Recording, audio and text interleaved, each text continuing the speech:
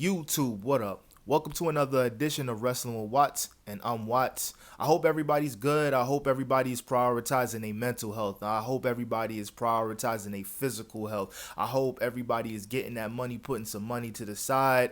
I hope everybody is very much festive. I know that this time of the year is not easy for everybody because of one reason or the other. You know, seasonal depression. Sometimes it's the holidays. Sometimes you're not with somebody that you once was. You know, they no longer in the physical and stuff like that. If you're going through any of that, I hope you're doing good and I hope that you're coping well. Today, we're talking about John Cena. And I've been talking about this for a while, but real spill, there's a real life underlying jealousy that Triple H not only has for John Cena, but he has for The Rock, clearly. And I say all of this to say that John Cena was on this podcast called The Ringer, and he revealed that he was set to actually do 200 days, which is pretty much a full-time schedule of the entire year up until his retirement, but it ended up being dropped down to 36, 32, 36, one of those. Don't quote me on that part. But it ended up being reduced to 30-something, and it makes me feel away. It makes me feel super irregular because here's the thing. If you're going to do 32 dates or you're going to sign off for 32 dates, and also, might I add, this was also because they revealed that they wouldn't need John Cena the entire year. Now, that's all well and good, but if you're going to only subject him to 30-something dates, at least get the shit right. And they did not get the shit right at all. I feel like this was sabotage.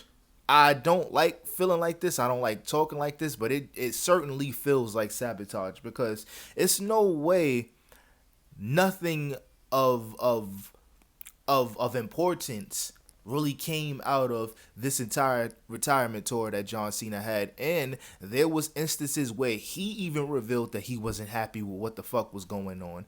And my thing is, if we're going to have a John Cena retirement tour, we should have done it right. It had nothing to do with, oh, he can't be wrestling all of these matches and stuff like that. They could have spread it out to where he didn't have to do a lot of wrestling. And this is also what I don't like about this.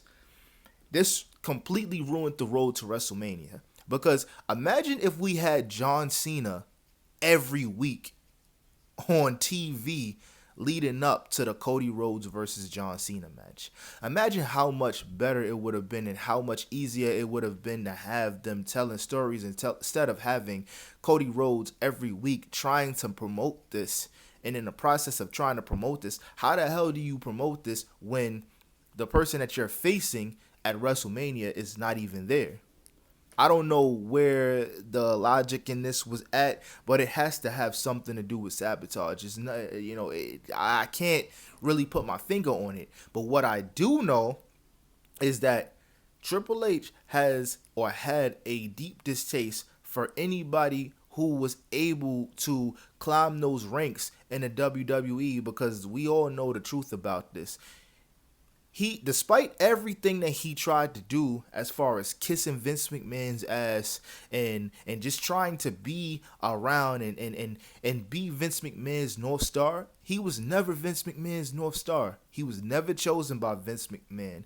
It took two things. It took two situations in wrestling history, two pivotal things in wrestling history for Triple H to even get to the point of where he's at right now.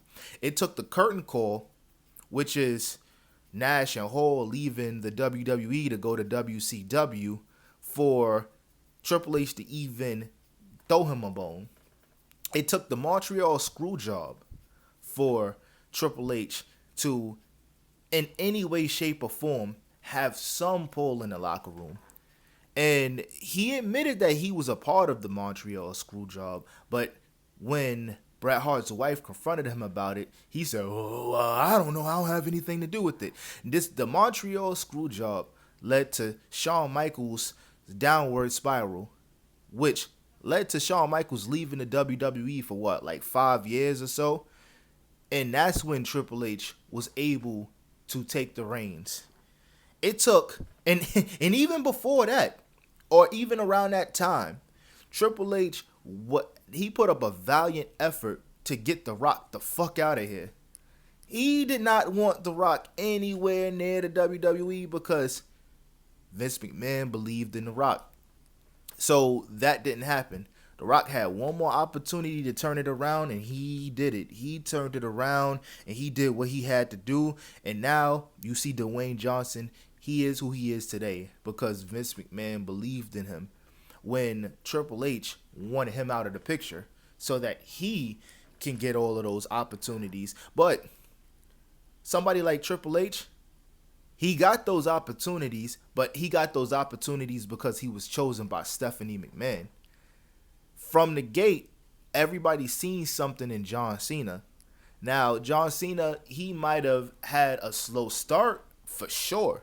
But once he put it together, which is crazy because that was because of Stephanie McMahon too, because Stephanie heard John Cena freestyling at one point and said, you need to incorporate that into your character, which led to John Cena getting over. And this is not talked about much, but I know for a fact Triple H didn't like that shit. Your wife believing in somebody more than, for lack of a better term, believing in you. Yeah, he got the Hollywood nods and whatnot, but he just didn't have that Hollywood it factor that John Cena has, Dwayne Johnson have. And it was apparent, it was clear as day. And then on top of that, when John Cena did become a main eventer, what happened? John Cena was sweeping the floor with Hunter Hearst Helmsley. WrestleMania, I know he ain't like that shit, had to tap out to that man. Yeah. So there's the probable cause is all right there as to why somebody like Triple H would do what he did to John Cena's retirement tour. And then when The Rock had a hand in the heel turn, The Rock wanted Cody Rhodes to turn heel, but Triple H said nah, and then it ended up being a back and forth, creative issues and stuff like that, which led to The Rock not even being involved in WrestleMania 41. Yes, I blame Triple H for that. And this all stems from jealousy, bro. This all stems from jealousy, and you can't tell me any different because this has been a reoccurring thing. Now, Triple H, he has creative control and creative power for all of these shows. And what has happened? Absolutely nothing. Absolutely nothing. And instead of listening to the fans and giving us a young upstart to face John Cena, you just threw a bunch of 40-year-olds in the tournament. And not even the 40-year-olds we would have wanted to be in the tournament. Carmelo Hayes, it was right. The writing was right there. Carmelo Hayes should have been the one to face John Cena in his final match. It was written. Everything was written perfectly. But what the hell happened? No, you're getting Gunther. And that's no knock to Gunther because Gunther, he can go in the ring. But he was a made man. This is unnecessary. This is not helping a younger upstart. This is not helping a younger talent that could have benefited from this. Hell, even LA Knight could have benefited from this. But nah, we getting Gunther. He's Triple H's white hope. But that's neither here nor there. But you see where I'm going with this.